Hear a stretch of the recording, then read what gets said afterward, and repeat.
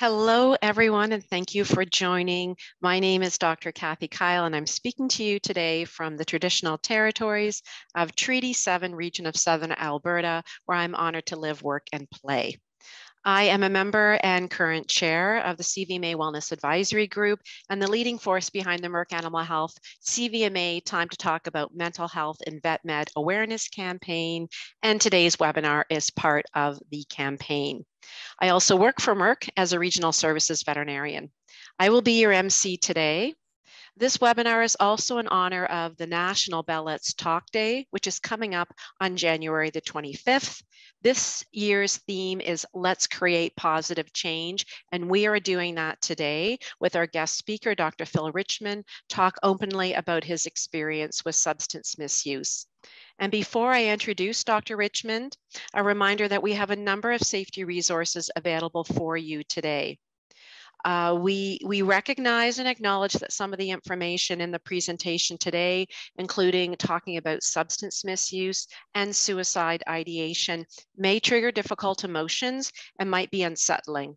So if emotions and thoughts do become too intense or disturbing, please take a deep breath, look after yourself, and do consider accessing one of the safety resources that appeared on the previous slide, including acknowledging that all members of the CVMA do have access to a digital online peer support program called Together All. If you haven't joined, please join. It's free of charge, and it provides a closed group for veterinary professionals. It's anonymous, it's confidential, with 24-hour, 7 days a week oversight.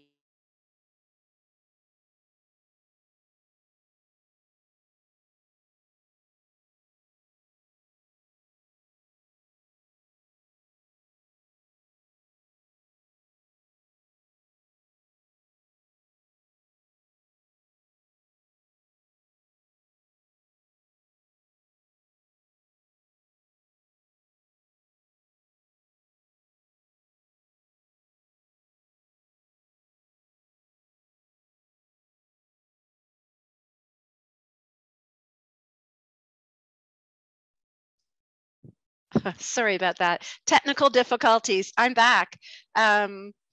So one of our safety resources today, and I'm so grateful to have Dr. Leanne Benedetti available. She is a peer supporter.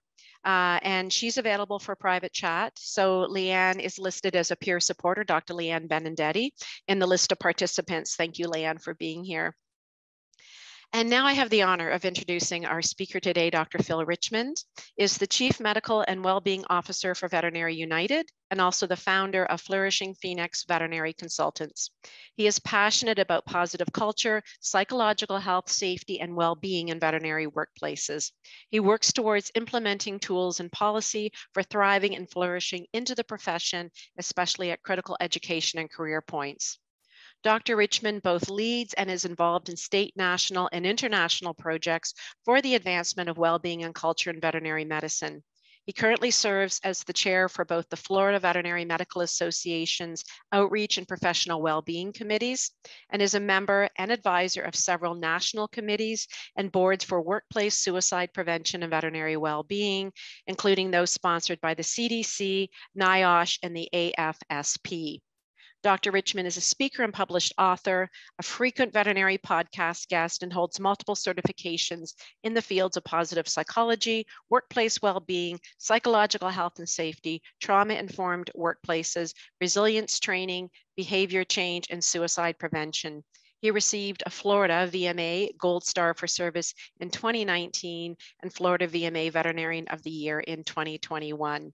And today, Dr. Richmond will speak freely and openly about his experience with substance misuse, warning signs, and how he got help to recover. Welcome, Phil. It's such a pleasure and an honor to have you here. Thank you, Kathy. I'd like to have you just go back to 2008. At that time, I'm a new grad veterinarian, out about a year and a half. Sitting on my couch, head in my hand, and just not knowing how I can keep doing this for another 30 years. I was working 60 to 70 hours a week. Now that was self-imposed. I had a great work environment. So it didn't involve anything with the workplace that I was in. The stressors of vet med were overwhelming for me. The perfectionism, the imposter syndrome, some of the anxiety. I had one tool in the toolbox, and that was alcohol and substances. And I was at a point where I was just out of hope and solutions. I am going to say that I got to a point where I had a Ruger 9mm sitting next to my bed. And I felt if A, B, or C happened, I was going to come home and I was going to make a decision not to be here anymore. I was apathetic. I was under, it felt like almost constant stress and anxiety. And thank goodness my colleagues recognized what was going on with me. They were very courageous and they stepped in and got me the help that I needed. What happened is as a new grad, I'm full of shame, guilt, I'm scared, I'm broke. At that point in my career, I went into a treatment facility. I was in that facility for 90 days. 30 days into that program, you see this picture before you, and I was sitting in a chair not unlike the one that you see here. And I had this feeling of peace wash over me. It was about maybe 20, 30 seconds. And I had this feeling that everything was going to be okay. Now, it had been a long time since I'd felt that. And as I sat there, I remembered the words of the director of the treatment facility. He was a recovered anesthesiologist who worked in addiction medicine and helped in the US, helped thousands of medical professionals find recovery. I came in, I sat down again, scared, broke, defensive, all kinds of feelings. And he sat down and he said, Phil, he said, I know what your problem is. He said, you're restless, irritable, and discontented with life. He said, when was the last time you were in your car, driving, windows down, music up, wind blowing in your hair, and you were just enjoying life? And I realized when he said that, it had been years since I think I'd felt that. It was go, go, go in undergrad, then it was go, go, go through vet school. And now it was go, go, go. And here I am sitting in a treatment facility. But what I had in those moments when I felt that overwhelming feeling of peace is that I had hope for the first time in many, many years. The reason why I had hope is that there were people who wanted to help me. And I was at a point where I wasn't turning that away. I was willing to take that help and accepting it. I was willing to work on myself. And I had a fundamental change beginning in my personality.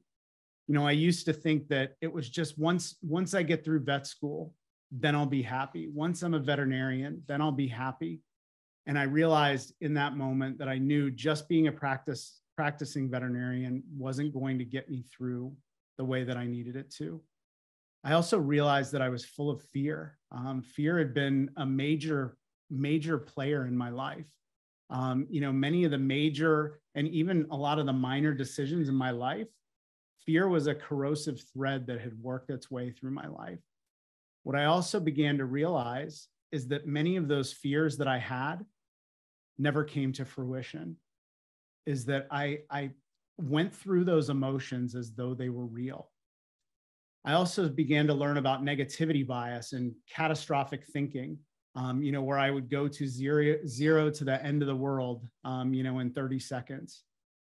And I was given a set of tools that helped me learn how to navigate these. I was given an opportunity to be part of the world, and I was very grateful for that. And lastly, one of the greatest gifts, and I happen to be in 12-step recovery, one of the greatest gifts that I was given was being able to look through the world with the lens of gratitude and realistic optimism. It doesn't mean positive thinking all the time or toxic positivity, but I was given a choice to be hopeful And in that moment, I finally felt like everything was going to be okay. And I just want to take a moment to honor why one of the big reasons why I'm still here is because of veterinary medicine. These were the colleagues that helped save my life. So this is Dr. Paul Jansen on my right. Alex Soto is standing next to me on my left. She was our head technician. And then Dr. Nanette Wagner. And Dr. Wagner was a previous president of the Board of Veterinary Medicine in the state of Florida. And she knew the programs that were in place, and she knew how to get me help. And that's one of the things that we hope to impart today, is that oftentimes we see colleagues struggling and we don't know where to turn. So our journey today is going to look a little like this.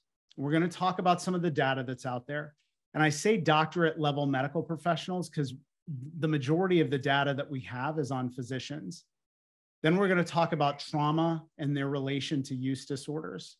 We'll talk a little bit about the coping mechanisms that we have and the pathology of alcohol and substance use disorder.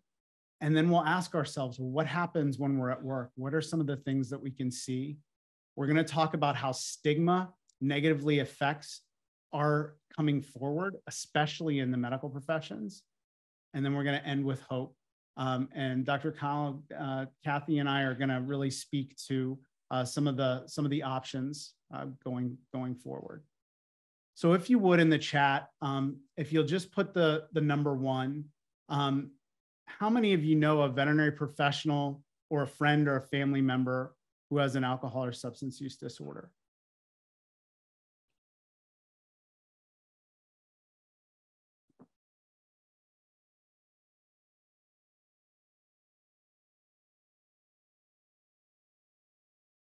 Yeah.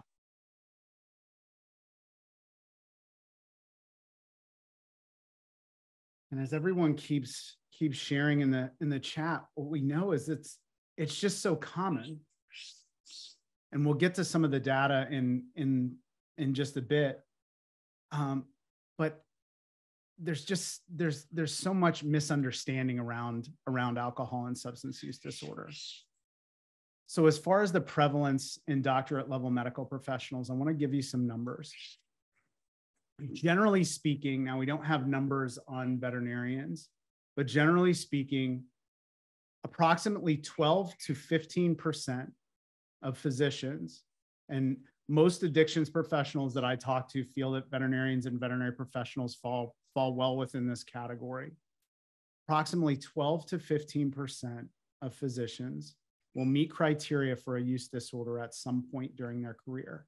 Now, that's not 1 in 1,000. It's not even 1 in 100. It's more than 1 in 10. 2015, the Mayo Clinic in the US did a self-reporting survey of about 7,300 physicians. In that survey, what they found, and this was just discussing alcohol, is that male physicians met criteria for alcohol use disorder. There were 12.9% of respondents met criteria. And in female physicians, the number was higher. It was actually 21.4% of physicians. We're going to talk a little bit about ACEs and adverse childhood experiences and how that affects our risk. I won't touch on it right here because we're going to discuss it in the future. And then what we do know is that opioid and benzodiazepine use disorders are significantly higher in medical professionals than they are in the general population. In the chat, if you would, does anybody have an idea why that might be? Why it might be higher in medical professionals?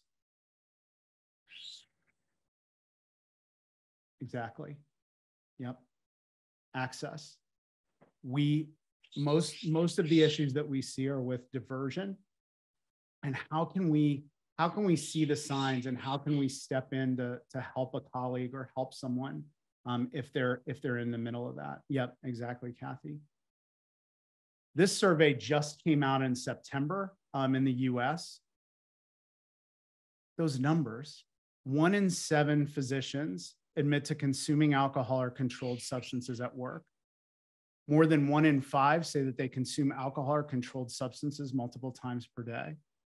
And 17% say they consume alcohol or controlled substances at least once a day.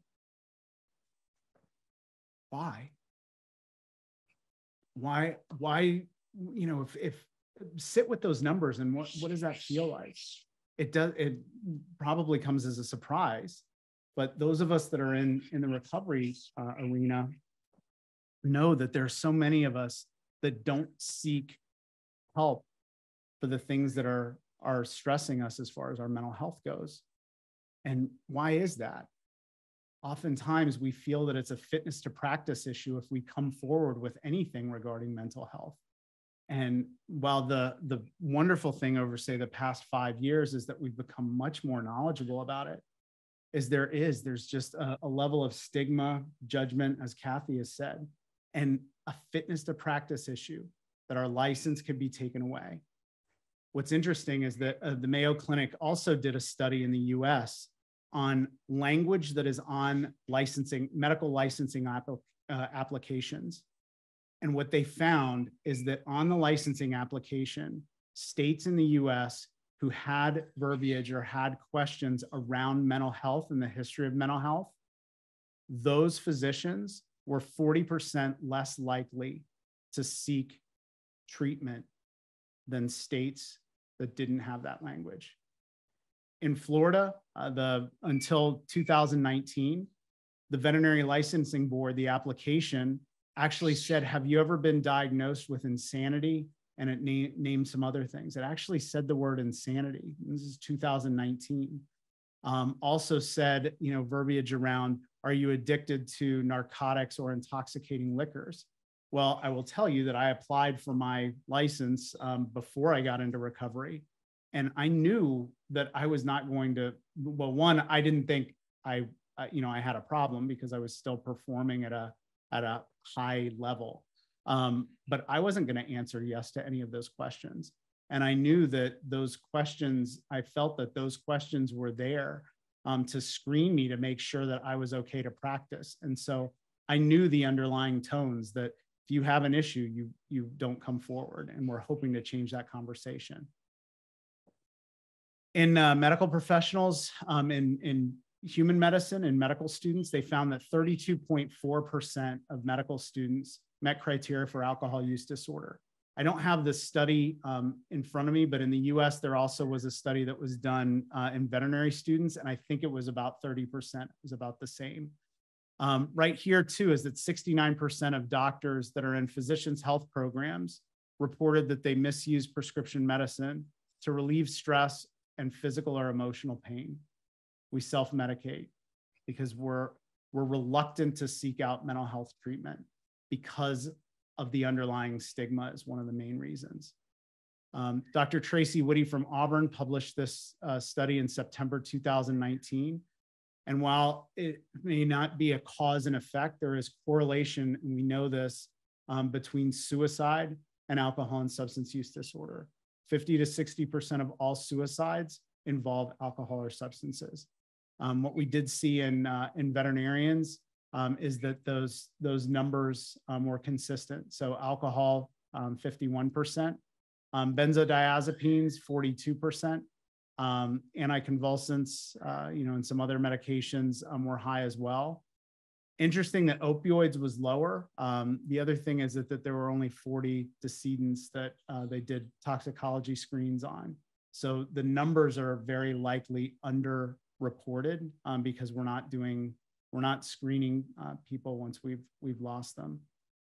Also, I just want to say for our support staff is that opioids in our veterinary technicians or technologists, this was the first time that we had any of this data, that about 48% of decedents who were veterinary technicians had opioids present in their system.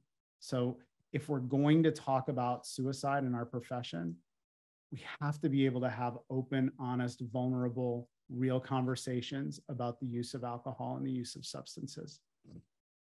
And I would say too, I did put this note at the bottom of the blurb here, is that I've had the opportunity to probably work with about 150 to maybe 200 people in early recovery in one way or another in the medical profession. And anecdotally, I would just say my experiences is that about 80 to 90% of those people, including myself, had suicidal ideations. So the connection between trauma and addiction. There's a saying that has gone around social media when we started to know about this, is that actually trauma is the gateway drug. That trauma is the childhood trauma is the thing that opens us up to the risk of alcohol use and substance use. This is the adverse childhood experiences assay. And so the way it's done is that under the age of 18, if any of these things happen to you, you can answer, it's a 1 for yes or a 0 for no. And when you go through these lists, if you answer yes to 4 or more of these, our risk of alcohol and substance use disorder goes up, without being over the top, goes up exponentially. Things happen to us physiologically when our brains are forming, when our young brains are exposed to stress hormones. It's really eye-opening when we see the histology on this and the changes that happen in our young brains. For me, I actually had 6 out of 10 of these, which also puts me at risk of passing away 20 years earlier than someone who has no ACEs. This was a large study that was done in 1999 that the CDC and Kaiser were behind in the US. What they found is pretty striking, is that 4 or more ACEs, people that answered 4 or more to the ACEs here, 12.5% of the population. Now, where that number becomes interesting is, remember, 12 to 15% of medical professionals at some point in their career will meet criteria for alcohol or substance use disorder. When we look at some of the data from addictionologists, there was a addictionologist that worked with veterans, and he looked at all of the veterans that he had, and he said that 92% of the people that he treated had 3 or more ACEs. So this is one of those things. It's not, I know we have some mental health professionals in the group here, and Rebecca, thank you for being here. This is something that I hope that we can shed some light on in veterinary medicine, that we can say to ourselves, if we do have some of these things, let's open up the door for us to heal. Let's try to be proactive about it. These are some of the risk changes that we see with 4 or more ACEs versus a person who has 0. Anxiety and panic, 7 times more likely. ADHD, 6 times more likely. It's me. Violence perpetration, inability to regulate emotions and perpetrate violence, 8 times more likely. Sexually transmitted diseases or infections, 5.9 times. Drug use, and this is kind of an open number. There are varying numbers from different studies, but cannabis use 11 times higher than the general population. Intimate partner violence, our risk of intimate partner violence is 7.5 times more likely. This too is then suicide attempts, 37 times more likely than someone who has 0. As practitioners, if we had patients that we saw in our veterinary hospitals that had these kinds of numbers regarding risk factors, all of our resources would be put towards how do we address this? And so this is something too that, again, as a profession, it's not the answer to everything, but it's something that I do hope that we can start talking more openly and honestly about, and also talk about how these things affect us as employees, as team members, and creating trauma-informed workplaces and trauma-informed leadership programs. Now, there was and I tell this story, and if I'm off a little bit, I apologize. I think I remember having the crux of it when I talked to Dr. Strand, Elizabeth Strand, who is one of the, she's just a fantastic advocate for mental health in the profession. But herself and Dr. Brandt and Dr. Rogers, I believe she's was out of Texas A&M. They did, their hypothesis is that as caregivers, potentially, we experience ACEs at a higher level, and that may be why we chose to go into veterinary medicine. What they did find is that the ACEs that were reported were about the same in veterinary students as the general population. So general population, 12.5%. I don't have the data. I just remember pulling this this statement out of the study. So it may be off a little bit, but again, 12.5%. So 12.5% of the population is walking around with things that happen to them as children that affect us significantly as adults. So that's our team members, that's our clients, potentially it's our loved ones, things that we aren't necessarily talking about. Now, what was interesting is taking this a step further is that I wondered with veterinary students is we talk about protective factors, things that can happen with us that can ameliorate or protect us from some of these risk factors. And so someone smarter than me had already answered this question when I got into the literature. So they did find this group when they looked at medical students and explored resilience in those medical students. They did find that the medical students did have some protective factors. And if we think about it, to get into vet school, we need the same things. We need to have some non-parental support. We need to have role models and mentors. To get into vet school, we have to mentor, we have to have some clinical hours. And that it's overrepresented is that group, because of their exposure to education and things like that, we're more likely to use mental health services. What was also fascinating to me is that one thing that they did ask, and that is asked on different ACEs assessments, and they asked these medical students, is that they asked students whether they had 0, whether they had 1, whether they had 2, whether they had 3, or whether they had 4 or more.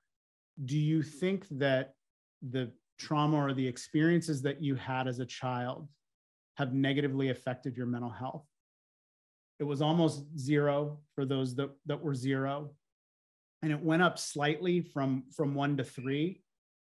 And I want to make sure I have this right, but and don't hold me to, I should have had the number here, but I thought that 100% of the students that were questioned who had 4 or more said that, yes, that the things that happened to them as children, under the age of 18, absolutely affected their mental health. So I say those things just to bring awareness around when we ask the question, or when we see someone who's potentially affected at work, or we see someone who's slurring their words, or we see some of the behaviors that go along with alcohol or substance use disorder. In the trauma realm, can we instead saying, what's wrong with you? What's wrong with you? Why would you come into work like that? Why would this, can we ask and get curious and say, if we know this, what happened to you? What are the underlying things that happened that created this situation where just as a human being, it's not a moral failure. It's not a moral issue. It's something that before we had any say in the game, these things happen to us. So what we do know is some of the coping and pathology of alcohol and substance use disorder. This was the Medscape report in 2020. One of the things that we do see in physicians, and veterinarians are very similar, veterinary professionals are very similar, is that we start getting down here to eating junk food as a potentially maladaptive coping mechanism. Drinking alcohol, and again, this is a self-reporting survey. Generally speaking, when we talk about alcohol and substance use disorder, self-reporting surveys can be off by up to 50% of what the numbers are. Binge eating, those two things are a little bit more socially acceptable than saying potentially, smoking marijuana, although the laws and social climate has changed.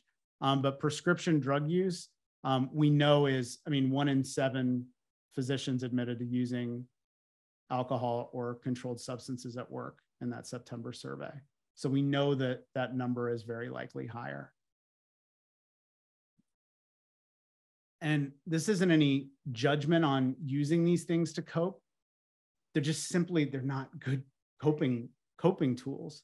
But why do we do it? Again, going back to the stigmatization of mental illness in medical professions. So I do like this slide. These slides are from my friend, Dr. Alexis Polish. She is the director of Florida's Physicians Health Program. She was kind enough to share these slides with me. But serotonin and dopamine, technically, they're the only two things that we really enjoy, if you get right down to it. So she has here the basic components of the addiction model. And what's very interesting with this, and we're going to put another slide, right after this, is why do people, those of us that have had an alcohol or substance use disorder, why is it that we can act in a way that doesn't seem like we're thinking rationally?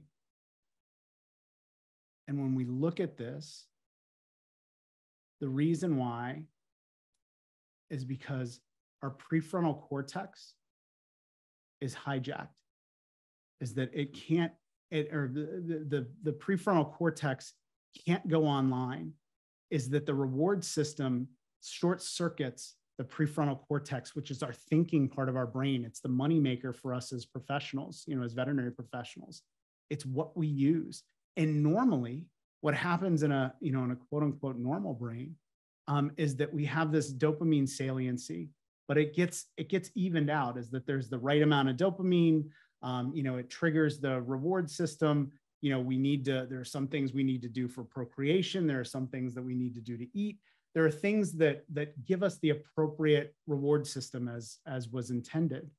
However, when we take alcohol, substances, sex, food, any of these things that trigger dopamine release, it overstimulates our limbic system, and the dopamine keeps triggering that, and it becomes this cycle. And as you can see here at the top of this other slide, is that the prefrontal cortex control shrinks. And we can't outthink it, no matter how intelligent we are. And that's one of the reasons too why medical professionals find it challenging to try to overcome use disorders by their thinker alone. So what happens to us when we're at work? So I'd mentioned this, is that the intellect that physicians, and this is a quote from one in Physicians, the intellect that physicians or veterinarians rely on to learn their craft allows them to develop exceptional rationalization, denial, and resistance techniques. Thus, recognition of their disease is difficult. What happens is that in medical professionals, oftentimes we're hiding it so well that we don't become, as coworkers, we don't become aware of the issue until it's right in our face, until someone is potentially falling down at work or slurring their words, or has missed, continues to miss numbers of shifts. That's one of the big things that we see in medical professionals. Again, remember, the prefrontal cortex is bypassed in decision making. No matter how much we want to, we can't outthink it. And the frustrating thing is that we can still think logically when it comes to cases, when it comes to what we would do with certain medical things or clinical acumen. But when it comes to alcohol and substances, that dopamine saliency, that reward system overrides the prefrontal cortex. And that is why we can't, as as people with use disorders, you can't it's difficult for us to, as we say, play the tape through, you know, is to be able to say, if I do this, then X, Y, Z is going to happen. The brain won't allow that to happen because it's part of the reward and survival system. So it overrides the prefrontal cortex. Now, what we do know, and this is from some of the really great researchers in human medicine that work with physicians in recovery. I'm grateful to say Dr. Lisa Merlot at University of Florida. We got to talk a few times. She's a fantastic resource. She's a treasure in this arena. But in the studies that she did, what they found is that of those medical professionals that needed treatment, approximately 95% don't think that they do. We try to self-diagnose. I know for me, I took the 20 questions if you're an alcoholic, or what the self-assessments. I remember taking those at 3 different points in my life. And I said, well, this is ridiculous, because if I answer this honestly, then I'm an alcoholic, which I know I'm not. So, but the observer bias at its best. Of the 5% who did believe that they need it, 2/3 made no effort to obtain it. And then the question is why? Is what are the barriers to treatment? And also something that's really important for us to know, remember, we hide it very well, is that not all health professionals with a use disorder are going to display visible impairment, especially at first. So what are some of the reasons why we as coworkers can't identify a colleague's use disorder? As it says here, of course, not knowing that chemical dependency is a primary disease with signs and symptoms and a specific course that can be identified, documented, and treated. We have a lack of knowledge about the signs and symptoms of problems in the workplace. How did those come up? And we're gonna talk about some of those in just a second. This is a big one. As an advisor for the Florida Veterinary Medical Association to the Florida PRN program, and then also now working in the state of Michigan, there's fear behind, well, what if I'm wrong? Like what happens? Do I need to have proof? Do I have to quote unquote catch this person red-handed? And there's always these back and forth questions that will happen. And this happens in families as well. My wife is a veterinarian. My wife was with me before I got into recovery. And it was a very similar process as well. Maybe, it's difficult for us to sometimes read the label when we're inside the pickle jar, if you will, is that when we're in it, sometimes our brain wants to explain things in different ways. Also the fear. Well, maybe we have a glass of wine at dinner, or maybe we enjoy, if marijuana is legal, where you're at, maybe we enjoy that now and then. Well, I don't want this to happen to me. And remember, not everybody that has a drink or, uses substances always is going to go to that next level. However, some of us do, and it's very difficult for us to see, but that fear of, well, I don't want somebody to come after me for the same thing. And the thing is again, remember, if we're hiding it very well, if we're starting to see signs, it's less likely that we're consuming any of these at what would be considered a reasonable rate. Not understanding employers' obligations under the boards and statutes. Each in the U.S., each state is different.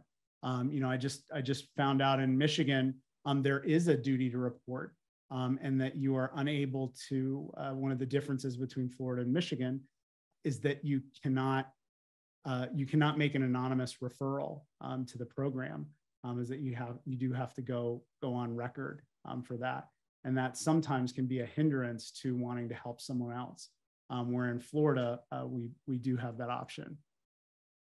The old, well, clearly the person sees it. So, if we just, benign neglect, we step away, things will get better. And they're not going to, unfortunately, they will progress.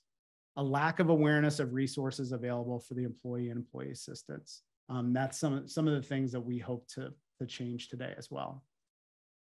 Some of the physical and behavioral indicators, so we can see those here. If we see some of those things, they don't always have to be these big issues that happen. If we have absences, frequent absences, if we notice that the person is starting, is using a lot of mouthwash, going in and out, or if there's just things that if we know that person's behavior, just something doesn't seem right, something's off.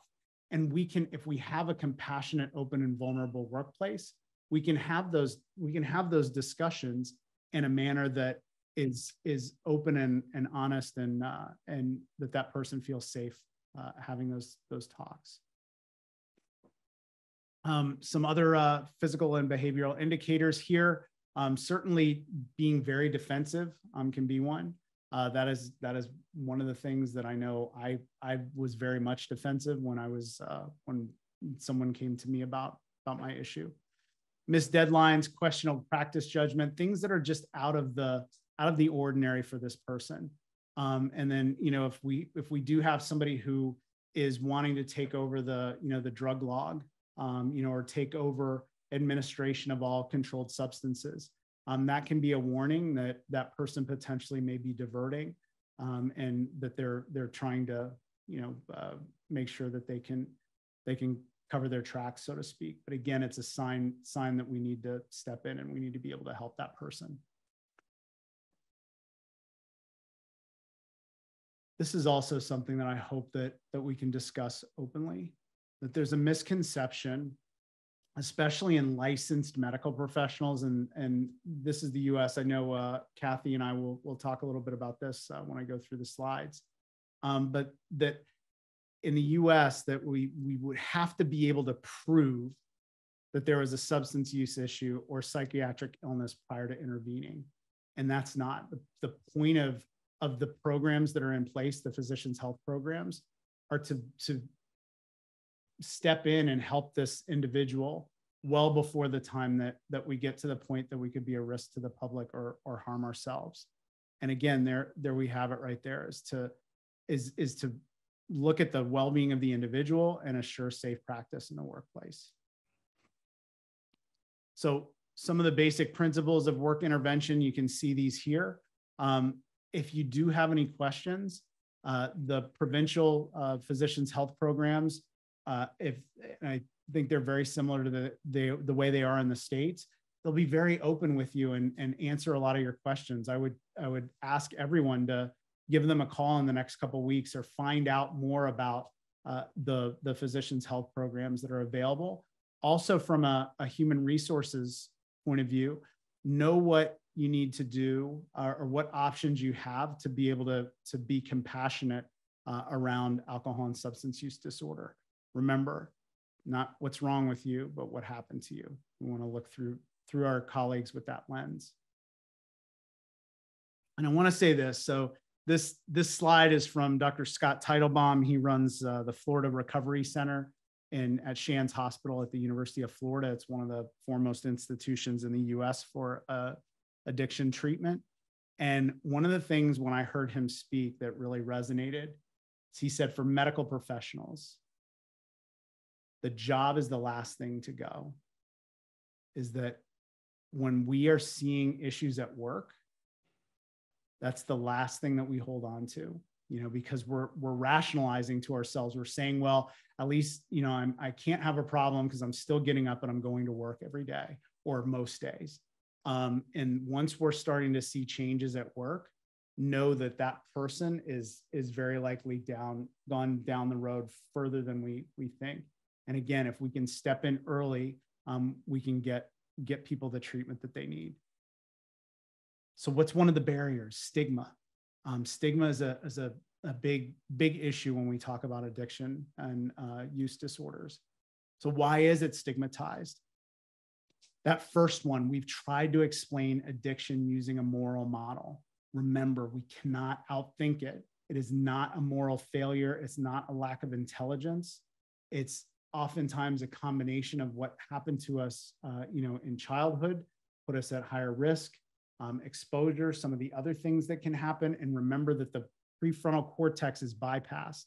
You know, if anybody has ever, if you've ever sat down to eat an Oreo cookie, and then all of a sudden eaten the whole sleeve of cookies, welcome to that process. So that sugar does the same thing to our brains. It affects the same part of our brains as cocaine. And so that reward system gets hijacked. So that fat and that sugar stimulate that part of our brain. And that's why we do that. So, you know, that same process, think about that process of eating a sleeve, and then, you know, just for sake of our, you know, multiply that by 10. And that's why it's so challenging once that gets rolling, that our brains are wired for that, especially if we have the underlying childhood issues. People with addiction appear to be choosing to use. Remember, it's not, this is bypassing our capacity for rational thought. It's very, very challenging for us to, if I don't want to say it's impossible, but it's very challenging for us to do this on our own. The behavior that comes out. People with addiction appear to be self-centered, morally bankrupt. I did copy this from a source from one of the physicians' health programs, so I don't know that I would say insane, but those things are there.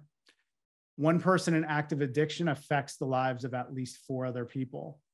And if we think about that, if we're a healthcare professional, we can affect even more. And so the fact that our disease process can have that effect on so many other people, you know, points more of the finger and the blame on us. You know, if someone has diabetes or potentially has cancer, their behaviors usually don't negatively affect those around them. So just remembering that alcohol and substance use disorder in medical professionals, they're diseases of the brain. They're not a lack of willpower. It's not a lack of intelligence. It's not a moral failure. The WHO, there were some different surveys that had gone out. The #1 most stigmatized disease was illicit drug use disorder, or illicit drug use, which is substance use disorder. The number 4, and they labeled it alcoholism, was number 4, and HIV/AIDS was number 2. So those of us that, you know, grew up in the 80s, you know, and remember what things were like around stigmatization, it really affected me when I saw that substance use disorder was number 1. There is more knowledge about opioid use disorder. All of these fall very similar categories. It's just I think there's more awareness around opioid use disorder, that there's less, even though it's significant, there's less stigmatization on opioid use disorder. So when we talk about the words that we use describing people that have a use disorder, this is from the Recovery Research Institute. They're associated with Harvard's medical school. And they surveyed people, and they described one person as a substance abuser and the other person having a substance use disorder. That was the only difference, was how the verbiage that they used to describe the person. The substance abuser, let me get the bar graph up here. So if you're labeled a substance abuser, treatment, you're less likely to benefit from treatment. Again, the only difference, substance use disorder, substance abuser. That they were more likely, substance abuser was more likely to benefit from punishment. And that's the punitive nature of alcohol and substance use disorder and the behaviors that come with it. That person, if they were a substance abuser, they were more likely to be a social threat. This is the huge one. Attribution and blame. If the person was labeled a substance abuser, and again, just reiterating, that's the only difference in these two hypothetical people, as that they were described as a substance abuser. They were more to blame for their condition, and it was less likely a result of an inane dysfunction, that it was self-control, that they were to blame for their condition. And that they were more able, that people that were a substance abuser that they should have been able to control their actions. They should have been able to figure this out. So the language of this study suggests like, abuser or abuse, much less some of the words that, I hear our colleagues use, as a, junkie, crackhead, druggie, even, and I'm in recovery, and even using the term alcoholic or addict potentially can have negative connotations, and it really makes a difference. So words change worlds. I mean, it really does. And this is not just an alcohol and substance use disorder, but the words that we use to describe people around us impacts how we look at them. And if we can really think of other conditions and labels where a change in description made a significant change in moving forward. So I want to say there is hope. I know Rebecca was kind enough to put herself out there as another person in recovery, me as well. How many of you know a veterinary professional in recovery? Just put it in the chat.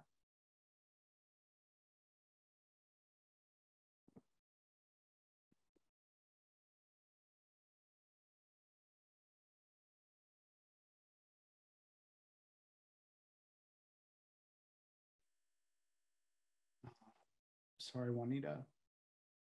And what we see is that I will say this, is there are way more of us out there than we know. Because of the stigmatization of the disease, we don't oftentimes come forward with it. In fact, I wasn't very public with my recovery until about 5 years ago. And, some of that has to do with the 12-step model and anonymity. But then some of it does have to do with the stigmatization around that. When we improve, there are different models. There's the PERMA-H model of well-being. This was something that really helped improve my spiritual condition and my well-being, and using some of the interventions here, as well as increasing my relationships with people in recovery. That was very helpful. I do want to share, though, here's the hope, is that recovery rates are extremely high in medical professionals that enter physicians' health programs. So 78% of physicians who are in these programs, who are in the programs under a 5-year contract, had no return to alcohol or substance use during that time. That is a phenomenal number if we're talking about chronic conditions that are open to relapse. If we think about diabetes, or we think about chronic hypertension, those types of things, they don't have numbers like this. So treatment works. Treatment absolutely works. And so that's what I want to say, is that when we're questioning whether or not we should try to get someone help, these numbers really support us. But again, what keeps us from getting people the help they need, again, the misunderstanding and stigmatization. Treatment outcomes in physicians. So I will say that, the drive for achievement, exceptional conscientiousness, and unfortunately some sort of our ability to deny personal problems, our ability to compartmentalize is actually a benefit to us initially in early recovery. I will say that drive for achievement, I did the same thing with recovery that, I did with vet school. I was just like, it was like, give me all this stuff. I want to read about it. And it was like, this is fascinating. And this is the road I'm on. And I just wanted to learn as much as I could. And those things did help pay off. So personally, I can speak to the, some of these attributes here. So we also want to say that the treatment that physicians get are a little different than what the general public gets, and that you do have to go to group sessions. You do have to be monitored as well. Monitoring in and of itself, just doing drug and alcohol testing, is not going to keep anybody sober. It's just not, in and of itself isn't the tool that needs to be there. It's another layer of accountability, but it's not going to change what's going on up here and what's going on in here. So points to remember. So remember that alcohol and substance use disorder are complex brain diseases. They're not a moral failure. 12 to 15% of medical professionals will meet criteria for a use disorder at some point in their career. So I can tell you from University of Florida Vet School, I know somebody in every class from the time that I was a freshman, from the seniors that were there, seniors, juniors, sophomores when I was a freshman to the time that I was a senior, and going back down. I know somebody in every class that went to treatment. So this absolutely happens. And I've, just since I'm open with my recovery, I've found out, more people that I know, and we're able to have this discussion. Remember, trauma it can be the gateway, is that asking that question, not what's wrong with you, but what happened to you. Stigma is a powerful barrier to treatment and understanding. I implore you to think about how we respond, when we think about, hearing that someone was using, or somebody is an alcoholic, like the negative connotations and the biases that we instantly have that go up. Treatment is very successful in medical professionals and often results in greatly improved well-being. And speak to that. In most states, the US, but again, Canada is similar, and Kathy and I will talk about it in just a second. States will protect veterinarians' licenses and allow for an opportunity to heal and recovery through treatment and monitoring. So why? Because it's not punitive. This is a brain disease, and the behaviors that come with it are the things that we need to get someone help and protect the public. But just like if we had cancer, just like if we had heart disease, we shouldn't have our license removed from us while we're trying to heal from that. So there are things in place where in the majority of states in the US and the majority of the provinces in Canada, that will protect the licensure of a licensed medical professional. Great. And I put up here questions, but Kathy, if you wouldn't mind turning on your camera, and then we could talk a little bit more about the resources that are available in Canada, or you can.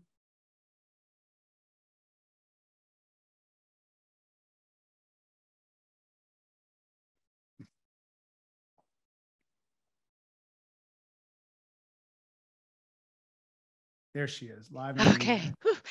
Phil, thank you so much for being open and honest. You are an inspiration, and I'll use your words to say that your words change worlds in a positive way. So very grateful that you are here. I'm still back at that photo that you showed at the beginning and seeing the smiling faces. And I smile too, because I'm grateful to have you in my life as a friend and as a colleague, and what you're doing for the veterinary profession is fantastic. So thank you. What I'd like to do is open it up. I know we're getting to the top of the hour, so I would like to open it up to questions. So please place your question in the chat. And as we have questions come through, what I'd like to maybe to have a call to action for those on the webinar is to do some homework, find out if your veterinary medical association does offer either a physician health program or a veterinarian health program for colleagues who are experiencing either substance or alcohol use disorder.